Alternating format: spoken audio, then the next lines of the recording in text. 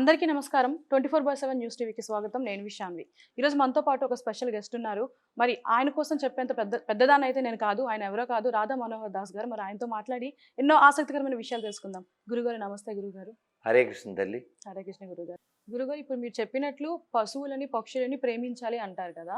అంటే ఇప్పుడు దైవభక్తితోనే అతను అడవిలోకి వచ్చినా సరే, అంటే అక్కడ ఉన్నదాన్నే కదా చేశారు. సో దానివల్ల తప్పు లేదమ్మా. హ్మ్. ఆఫ్టర్ ఆల్ మామూలు వాళ్ళ మనకే అయ్యో అంటాం కదా, మీకు ఇందా చెప్పా. మరి ఆయన ఎవరు? దైవాన్ని సర్వత్రా దర్శించేవాడు. అయ్యో పాప అనుకోకపోతే సాధువు ఎలా అవుతాడైనా? హ్మ్. ఇక్కడ తప్పు ఏమిటంటే అటాచ్మెంట్. ఓకే. మీకు ఉదాహరణ చెప్తే పట్టుకుంటారు. ఇప్పుడు ఆయన, వాళ్ళు, మీరు, నేను కుర్చీలో కూర్చున్నాం. వెళ్ళేటప్పుడు ఇలా పట్టుకుని వెళ్ళిపోతాం ఏంటి? లేదు. చండాలంగా ఉంటుంది. అసలు ఆలోచన కూడా రాదు కదా. అవును. ఈ కుర్చీ గుడి వాళ్ళది, మనది కాదు. వెళ్ళిపోతాం. అలా వెళ్ళాలి ప్రపంచంలోని. ఓకే. ఈ పదార్థం, ఈ కుర్చీ అనే పదార్థం వాడడం దోషం కాదు. పోనీ మీకు అర్థమైనా ఇంకోటి, ఈ కెమెరాలు ఎవరివి? బిఎస్ గారు. హ్మ్. మీరు ఇంటికి పట్టుకెళ్ళినా రేపు పొద్దున్న తెచ్చిచ్చేయాలి. అవును. ఎవరికో తాకితే అవి పెట్టరు కదండి. అలా ఈ భూమి మీద ఏది మనది కాదు. ఓనర్ వేరే. మనము మన శరీరంతో సహా. నీది కాదు కదమ్మా. అవును. నీది ఇదేనా? ఈ కలర్ మనం వేసామండి, లేదు. హైట్ మనం డిసైడ్ చేసామండి, లుక్కు, ముక్కు, ఈ త్వక్ అంటే సంస్కృతంలో తొక్క, ఓకే. తోలు. తోలు. ఈ లుక్కు, ముక్కు, త్వక్కు ఇది నీ డిజైన్ కాదుగా. ప్రతిదాన్ని క్లెయిమ్ చేసేస్తుంటాం. అది వద్దు. దేని మీదనే ఇష్టం ఒక లిమిట్ వరకే ఉండాలి అంటారు. అసలు ఇప్పుడు ఈ కుర్చీ మీద ఇష్టమేంటి నీ మొహం? వాడుకుని వెళ్ళిపోతాం. ఈ ప్లేస్ ఇచ్చినందుకు నమస్కారం చెప్తా, అంతే. ఇది కూడా అంతే. ఇందులో కుర్చీలో మనం కూర్చున్నాం కదరా, అవును. అలా ఇందులో మనం కూర్చున్నాం. ఇందులో మీన్స్ శరీరంలో. శరీరంలో. నాదంటావేంటి అమ్మ? సరే, విషయంలోకి వెళ్తే ఆయన జింక అయిపోయినా జ్ఞానం ఉంది. ఆయన ఏం చేశాడు? మిగిలిన జింకలతో నో ఫ్రెండ్షిప్. ఆశ్రమాల చుట్టూ తిరగడం, పచ్చాకులు తింటే ప్రేమ పెరుగుద్దిగా దీని మీద, అందుకని ఎండుటాకులు తినడం. అలా నెమ్మదిగా ఆ వేదమంతాలు అవి వింటూ శరీరం వదిలేశాడు. మరి మిస్టేక్కి శిక్ష పడిపోయింది కదా. మరి మన భగవద్గీత ఏం చెప్తుందంటే శ్రీమతాంగేహ అంటుంది. అంటే ఏంటి? ఎవరైనా భక్తి చేస్తూ మిస్టేక్ చేసి కింద పడిపోయారు, నష్టం లేదు. అతనికి 65 మార్కులు వచ్చినాయి అప్పటికి. మామూలుగా ఎన్ని రావాలి? 100 రావాలి. 65 దగ్గర మళ్ళీ రీస్టార్ట్ చేస్తాడు. మళ్ళీ ఒకటి నుంచి అక్కర్లే. ఇప్పుడు కొన్ని మతాలు ఉన్నాయి, నువ్వు నమ్మాల్సిందే. నమ్మకపోతే నువ్వు శాశ్వతంగా నరకంలో పడిపోతావు ఉంటాయి. ఎడారి మతాలు అంటారు అయితే అమ్మా. ఈ ఫర్ ఎడారి, బట్ ఈ ఫర్ ఎథిక్స్ ఉండవు. సో వాళ్ళ ఎథిక్స్ అదే చెప్తుంది, ఎవిడెన్స్ కూడా ఉండవు. సరే, ఆ విషయం పక్కన పెడితే భగవంతుడు చెప్పిన ప్రకారంగా ఈయన గొప్ప కుటుంబంలో పుట్టాడు. ఎవరు? ఈ భరత మహారాజుగా ఉన్నవాడు, జింక ఉన్నవాడు ఓ గొప్ప కుటుంబంలో పుట్టాడు. వాళ్ళ నాన్నగారు గొప్ప పండితుడు. ఇతనికి ఏదో నేర్పుదాం అనుకున్నాడు. ఈయన మొత్తం ఆల్రెడీ దెబ్బలు తినేసాడుగా. ఇప్పుడు మీరు ఇంటర్వ్యూకి ఎందుకు వచ్చారండి? నేను నోరిప్పబట్టేగా. నాకేమో నీరసంగా ఉంది ఏకాదశి. అదే నేను మౌనం చేస్తే మీరు రారుగా. ఇప్పుడు నా నీరసానికి కారణం మీరా నేనా? నేనే కదా. అలా ఆయనకు అర్థమైపోయింది. ఆల్రెడీ 2 దెబ్బలు తిన్నాడు. ఇంకా మాట్లాడితే ఇక వేదం నేర్పించాలన్నా ఇంకోటి నేర్పించాలి.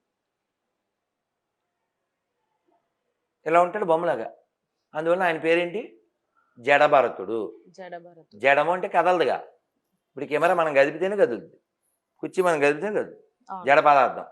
అలా ఆయన పేరు జడభరతుడు. లోపల మాత్రం భగవంతునో తలిచేసుకుంటాడు, జపం చేసేస్తాడు. పైన చూస్తే పిచ్చోడిలాగా. ఏదన్నా పెట్టారనుకో, ఏంటి క్వశ్చన్ చేయడు. వీళ్ళ నాన్నగారు చెప్పి ఆయన చనిపోయారు. వాళ్ళ వదినలు నిన్నది పెట్టారు, మాట్లాడు. వేడిది పెట్టాడు, మాట్లాడు. అది మోసుకురా, అక్కడికి వెళ్ళు. అలా అంటే పూర్తిగా ఆయన ఎలా ఉన్నాడు? అసలు ఇక్కడ లేడు, పూర్తిగా అంతర్ముఖమై ఉన్నాడు. అంటే నేను ఒక పదం చెప్పడానికి ఎంత చెప్పాల్సి వస్తుంది, అదేమిటో చెప్తాను. అది పొద్దున్న చదవడం వల్ల, చదవకపోతే ఈ టాపిక్ తెచ్చి ఉండేవాడిని కాదు. అందుకని చదవాలి. మేము హోమం చేస్తాం, రోజు చదువుతాం. మా గురువుగారు రాసిన పుస్తకం అది. అందులో ఒక టాపిక్. ఈయన మంచి అంటారు తెలుసమ్మా? పొలాల్లో పల్లెటూరులో ఆహాహా. పొలంలో పిట్టలు అవి రాకుండా కర్రలతో కట్టి మంచి అంటారు దాని అవును. మీద పిట్టలను కాయడానికి పెట్టారు ఈయన మాట్లాడుగా ఒరే అడిగెళ్ళు ఆ పక్షులు కొట్టు అంటే బొమ్మలాగా రోబో అనుకోండి అలాగా వెళ్ళాడు అక్కడ ఉన్నాడు దొంగలు ఎవరో వచ్చారు 10 మంది ఎత్తుపోయారు ఉమ్. భద్రకాళి బలే ఏమంటే ఇప్పుడు మీరు నేను ఎవరైనా స్నానం చేయించేసి పసుపట్టలు కట్టి పెద్ద అమ్మవారి విగ్రహం ముందు నీ తలకాయని అక్కడ పెట్టారంటే నెక్స్ట్ ఏం జరుగుద్దండి హ, అసలు హ? అసలు మనం కనీసం యాక్షన్ చేయగలమా అక్కడ పారిపోతాం అసలు అప్పటిదాకా రావు అనుకోండి అది చెప్తున్నా కానీ ఆయన అంటే అది అక్కడ ఇంకేం రాశారంటే ఈ not shaken he fully fixed in Krishna because he is already seen worse than this now is ready he fully realised is ready to leave this body at any moment um. అమ్మో బాబోయ్ అని ఎప్పుడంటే నేను నేను నేను అన్నప్పుడు కదా ఆయన తలకాయ అక్కడ పెట్టినప్పుడు అమ్మో అమ్మో ఇప్పుడు వేసేస్తారు అసలు అది లేదు చలనం లేదు. ఆ చలనం లేదు ఓన్లీ శరణం బాగా చెప్పావమ్మా శభాష్ చలనం లేదు ఓన్లీ శరణం ఓకే. మాకు బెంగాల్లో మాట ఉంది అవశ్య రకిబే కృష్ణ విశ్వాస పాలనా కోరి అంటే కృష్ణుడు నన్ను తప్పక రక్షిస్తాడు అది ఫెయిత్ అంతే కళ్ళు మూసుకున్నారో పెట్టారు వాళ్ళు ఏం తీశారు గొడ్లో కత్తి తీశారు జై భద్రకాళి వేసేస్తే నెక్స్ట్ ఏంటి 2 ముక్కలు అయిపోద్ది ఉమ్. అసలు ఆయన స్పృహ లేదు ఆలోచన లేదు వాట్ నెక్స్ట్ ఓన్లీ నెక్స్ట్ కృష్ణుడు అంతే వాళ్ళు కత్తి ఎత్తారు అది కత్తి గొడ్లో అంతే భద్రకాళికి మండిపోయింది ఆ గొడ్డలు తీసుకుని ఇలా దండ వేసింది ఉమ్. భాగవతం చదవండి భద్రకాళి భక్తులను భద్రకాళి వేసేసింది అంత మహానుభావుని వేసేస్తారా మీరు అని చెప్పి కాబట్టి భగవంతుడు అమ్మవారు బలి కోరరు బలి అంటే నీలో ఉన్న దుర్గుణాలు అంతేగాని నువ్వు మేకలను వేసేస్తా ఆవులను వేసేస్తా పండగ చేస్తా నీ పిండాకుడు పండగ అమ్మ కోరుతుందా అమ్మ కోరుతుందా సరే ఆ విధంగా అంత మహానుభావుడు పేరు మీద ఏర్పడిన దేశం ఇది ఉమ్. భరతఖండే భరతవర్ష అటువంటి దేశంలో పుట్టి మనం నియమాలు పాటించకుండా కాళ్ళు కడుక్కోకుండా మొన్న ఎవరో లాస్ట్ విజిట్లో నిక్కర వేసుకొచ్చారు ఉమ్. 4-5 పో నిక్కరో లెక్కరో నాట్ అలౌడ్ ఎక్కడా వేసుకోవద్దు ఎందుకు వేసుకోవాలి నేను స్కూల్ పిల్లోడువా 30 ఏళ్ళు వచ్చాక కదా ఇంకోసారి అంటే నేను ఇక్కడే ఇబ్బంది పడ్డాను ఆ ఇబ్బంది చెప్పేస్తాను మీతో ఇక్కడ పాటలు పాడి ఆ రోజు 2 పెద్ద ఇంటర్వ్యూలు ఇచ్చి వచ్చా చాలా అలసిపోయా ఉమ్. వెళ్ళి పూజ చేసుకుని పడుకోవాలి నిద్ర వచ్చేస్తుంది ఆ టైంలో ఆ రోజు సండే అలా కారు దిగాను ఒక్క చిన్న మిస్టేక్ ఏం చేశా అంటే వాళ్ళు పాపం చాలా వెయిట్ చేశారు పాపం నా కోసం పుల్ల తొందరగా వెళ్ళిపోతారు ఇంటి ముందే ఆగాలనా ఉమ్. అని కొంచెం ముందు కారు ఆపమన్నా ఆ పాపం నేను చేసిన పాపానికి వాళ్ళు ఎవరో కుర్రోళ్ళు నిక్కర వేసుకొస్తే పర్లేదు లిక్కర్ కూడా వేసుకొచ్చేసి ఆ సెల్ఫీ అని మళ్ళీ సెకండ్లు ఉమ్. నాకు మరి లోపల పరమాత్మ చెప్తాడుగా ఎరా తాగారా సారీ సెల్ఫీ లేదు ఏం లేదు పెన్నా పొండే అని మళ్ళీ వచ్చి ఇవన్నీ విసర్జించి స్నానం చేసి ఇంకా 2, 3 అయ్యి అందుకని వాడి బ్యాడ్ హ్యాబిట్ వాడికే తగిలిందా అందుకు నేనేం చెప్తున్నా అంటే ననియమో నా శ్రేయ పాప ఇందాక తల్లి ఫోన్ చేసింది ఎక్కడో కరీంనగర్ జిల్లా ఎక్కడో గోల్డ్ షాప్ అంట ఉమ్. గోల్డ్ షాప్ అంటే నువ్వేమనుకుంటావమ్మా బంగారం. అనుకుంటావు కదా వాళ్ళకి తిండికి కష్టంగా ఉంది చూసావా ఇలాగే మేము కూడా మొదలుపెట్టాం ఎందుకు భర్త తాగుబోతు కొడుకు చదువుకోరంటే హైదరాబాద్లో ఎక్కడో గంజాయి తాగి వాడు పిచ్చోడైపోయాడు మెంటల్లీ కూతురు ఒక్కతే ఇప్పుడు సక్రమంగా ఉంది వాడు తాగి పడిపోతే వీడు పిచ్చోడైపోతే కుటుంబాన్ని ఎవరు నడిపిస్తారమ్మా ఉమ్. అందుకే నా నియమో నా శ్రేయ నియమం ఉండాలి ఇప్పుడు నేను భోజనం చేస్తే నువ్వు ఆపుతావా నేను టిఫిన్ చేస్తే వాడు ఆపుతాడా లేదు. కాబట్టి నియమం ఎవరి కోసం మన కోసం. అమ్మా నువ్వు చాలా మంచి ప్రశ్న అడిగావు తల్లి గురుగారు ఇప్పుడు చూసుకుంటే మన భారతదేశమనే కాదు యావత్ ప్రపంచం కూడా ఒడిశాలో ఉన్న పూరి జగన్నాథుడి వైపు చూస్తుంది. మీరు కూడా రీసెంట్ గా పూరి జగన్నాథ్ వెళ్ళడం జరిగింది. సో దాని విశేషాలు ఏంటి గురుగారు? అన్లిమిటెడ్. జై జగన్నాథ్. జగన్నాథ స్వామికి, జగన్నాథ బలదేవ సుభద్ర మహారాణికి. జై. మీకు కూడా పెట్టారుగా జగన్నాథ మహాప్రసాదంకి. జై. అమ్మా జగన్నాథుడు అంటేనే కొంచెం మామూలుగా మీకు అర్థమయ్యేలా చెప్తాను. మాస్ గారు అది ఉండదు. చెలో చెలో పొలో పొలో వెళ్ళిపోవచ్చు. క్యూ లైన్లు హడావిడ్లు ఉండదు. చక్కగా కొంచెం నీకు జనం ఖాళీగా ఉంటే లోపల గర్భగుడిలోకి వెళ్ళిపోవచ్చు. బయట ఒక జగన్నాథుడు ఉంటాడు, వెళ్ళి కౌగిలించేసుకోవచ్చు.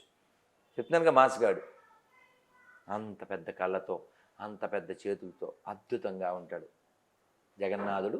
వాళ్ళ అన్నయ్య బలరాముడు, జగన్నాథుడు అంటే కృష్ణుడు, మధ్యలో సుభద్ర వాళ్ళ చెల్ల. పెద్ద గుడి ఇలా చూడాలి, అద్భుతం. జీవితంలో ఒక్కసారైనా రథయాత్ర చేయాలనుకున్నా మా అమలనేమాయ పెరుగు పుణ్యమాని వెళ్ళి ఆ మెమరీస్ ఇంకా ఆ తీయదనం అలాగే ఉంది. ఇందాక కూడా అక్కడ మొత్తం లక్షల మంది వచ్చేస్తారు కదా, 20 లక్షల మంది వచ్చారు. ఆ చెప్పులు బాటిల్స్ ఏవో పడిపోతుంటాయి, అవన్నీ తొక్కేస్తూ ఉంటారు. చెత్త చెత్త అయిపోతుంది, ఎండ కదా, ఒక్కొచ్చేస్తుంది కదా, హ్యూమిడిటీ కదా, వాళ్ళు అలా నీళ్లు చల్లుతుంటారు.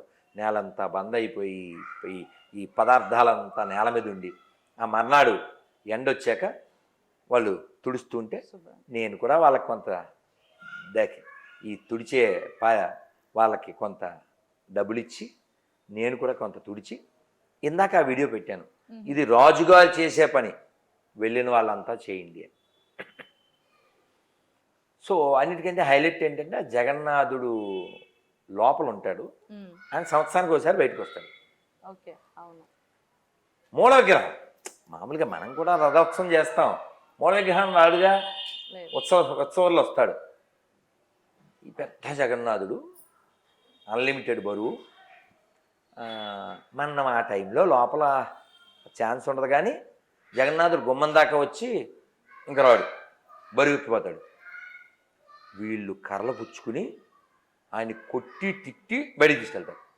ఏడు స్వామినే మనం భయం భయం అంటాం కదా, వాళ్ళు అంటే ఒరిస్సాలో ఏం తిడతారో మన తెలియదు, కానీ ఒక్కడ తెలుసు. ఏమి రోజుకి 56 రకాలు ఎన్నిసార్లు పెడితే తిని బలిసావా, ఇంకా చాలా తిడతారట.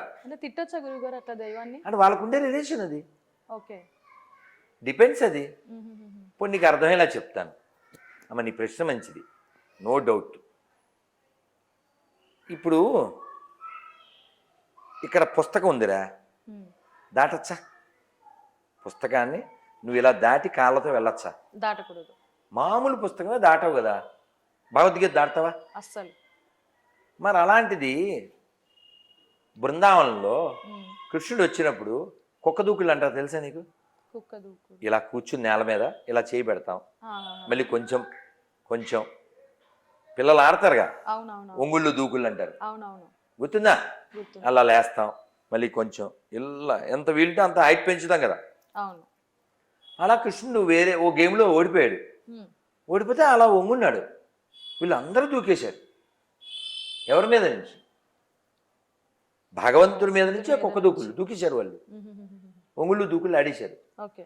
ఇది చూసిన బ్రహ్మదేవుడు ఒక మాట అన్నాడు, అహోభాగ్యం అహోభాగ్యం నందగోపం వ్రజోకసౌ యన్మిత్తం పరమానందం పూర్ణం బ్రహ్మ సనాతం. ఏమి వీళ్ళ భాగ్యం, అయ్యో మనసులో ఒక్కసారి పట్టుకోవడానికి దొరకడే, అలాంటి వాడి మీద మీరు ఆడేసి పాడేసి దూకేస్తున్నారు. ఈ వ్రజభూమిలో ఉన్న ఈ గోపబాల భాగ్యాన్ని నేను ఏం చెప్పగలను అన్నాడు. ఎవరో సర్టిఫైడ్ బై అర్థం చేసుకోండి. అది వాళ్ళకుండే రిలేషన్ అమ్మా, రిలేషన్ డిపెండ్స్. ఇప్పుడు గురువు గారు కృష్ణుని స్మరించే వాళ్ళు, కొలిచే వాళ్ళు చాలా మంది ఉంటారు, మరి వాళ్ళు కూడా తిట్టొచ్చా అట్లా? నేను అందుకే డిపెండ్స్ అంటారు, నీ రిలేషన్ బట్టి కదా. మీ ప్రశ్నకి మంచి ఆన్సర్ ఏంటంటే, ఎప్పుడో మా గురువుగారు పూజ్య శ్రీల జయపతాక స్వామి గురు మహారాజ్ని లాంగ్ ఎగో ఎవరో క్వశ్చన్ అడిగారు. అమ్మ ఈ పొద్దున్నే లేవడం, ఈ చన్నీళ్ళ స్నానాలు, ఈ జపాలు, ఈ ఉపవాసాలు, ఈ భక్తి ఇదంతా మా వల్ల కాదండి, కంసుడు షార్ట్ కట్ కదా, మేము ఆ వేలో వెళ్ళిపోతాం అన్నారు. కంసుడు ఏం చేశాడు?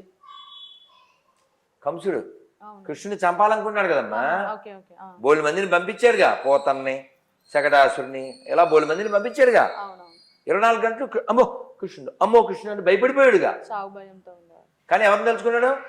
కృష్ణుడు. భయమున కంసుడున్ కామోత్కంఠ గోపికలన్ ప్రేమన్మీర మేమున్ బంధుత్వముచే మీరున్ అని చెప్తాడు నారదుడు. అలాగా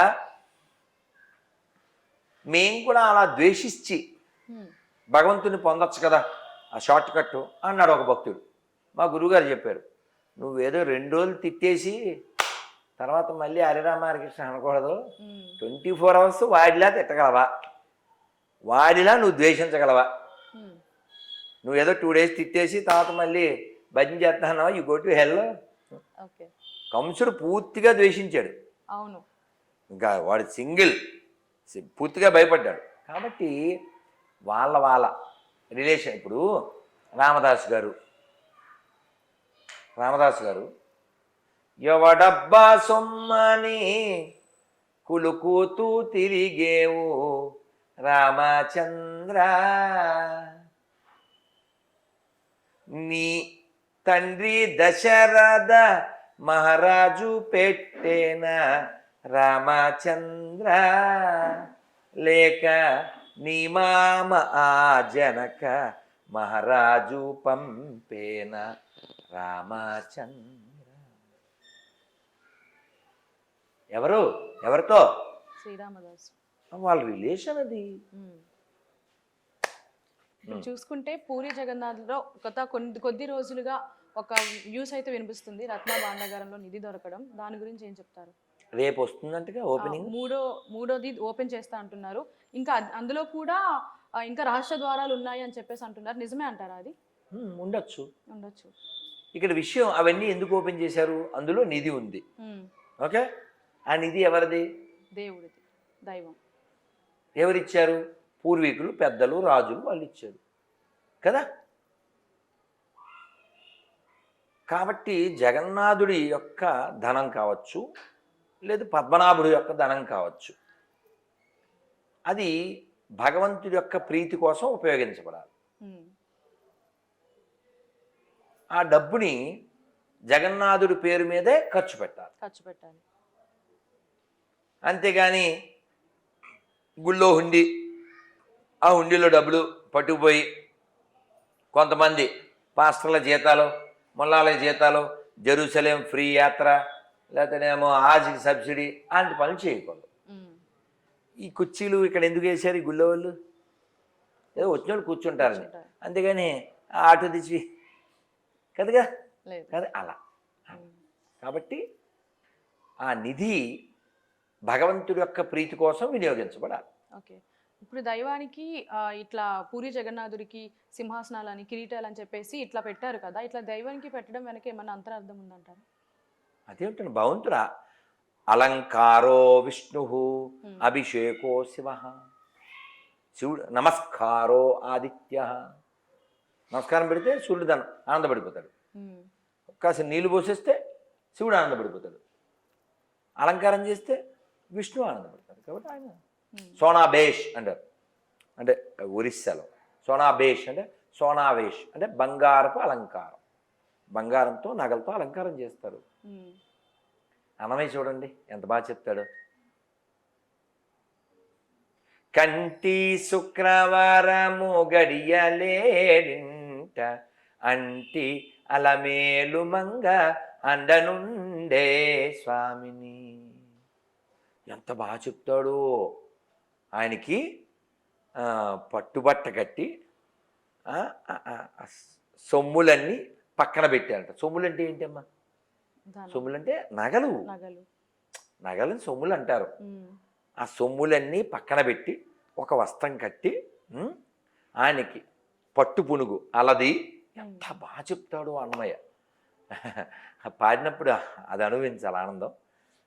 ఆయనకి మళ్ళీ సాంబ్రాణి పొగ వేసి తర్వాత మళ్ళీ అలంకారం చేసి ఇవన్నీ అదంతా దగ్గరుండి అన్నమయ్య చేయించి అనుభవించాడు.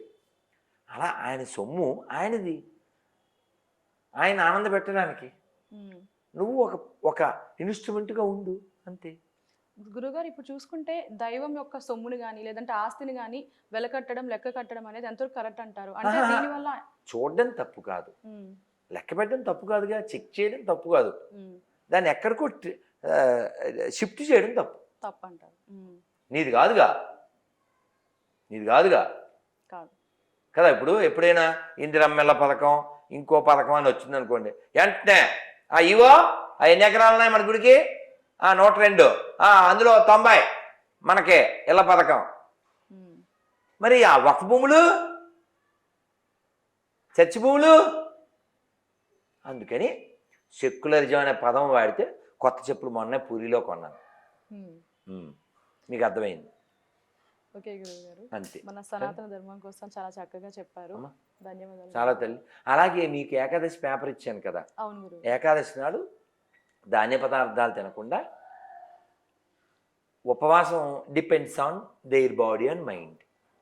నీళ్ళు కూడా తాగకుండా ఒకళ్ళు నీళ్ళతో, కొన్ని పాలు జ్యూస్తో, ఇది కూడా కుదరకపోతే కొన్ని డేట్స్తో, అంతవరకు ఆగాలి. అందుకని నేను భోజనం అది తిన్న కానీ ఒక వాయి ఇడ్లీలు తింటాను. అది వాడు అంటాడు, ఏంట్రా ఇన్ని ఇడ్లీలా మనిషి అనేవాడు తింటాడా అని ఒకటి తీసి ఇప్పుడు ఓకే అంటే, అలాంటి పని చేయకూడదు. అంటే ఎందుకు చెప్తున్నా అంటే, నవ్వుతూ ఒకళ్ళ ఇంటికి వెళ్తే ఓ పిచ్చి తల్లి బంగా నన్ను కొడుకులా ఫీల్ అవుతుంది. వాళ్ళ అబ్బాయి అక్కడ ఉన్నాడు ఎప్పుడో 20 ఏళ్ళ క్రితం. గురూజీ పులిసిపిండి చేసుకు తినచ్చా అంది. వాళ్ళ అబ్బాయి వాడు అల్లరి మీద వాడు ఉండి, ఇంకెందుకే పులిహార చేస్తున్నాను అన్నాడు. ఓకే. పులిహార అయితే ఏమిటి, పులిసిపిండి అయితే ఏమిటి, ఉప్మా అయితే ఏమిటి, నువ్వు ఫామ్ మార్చావు అంతే కదా. కాబట్టి ధాన్య పదార్థాలు ముట్టకూడదు. ఆ వివరాలు ఆ పేపర్లో ఉన్నాయి. అలాగే ఆ 26 పేర్లు చదువుకోండి తల్లి. హరే కృష్ణ, హరే కృష్ణ తల్లి.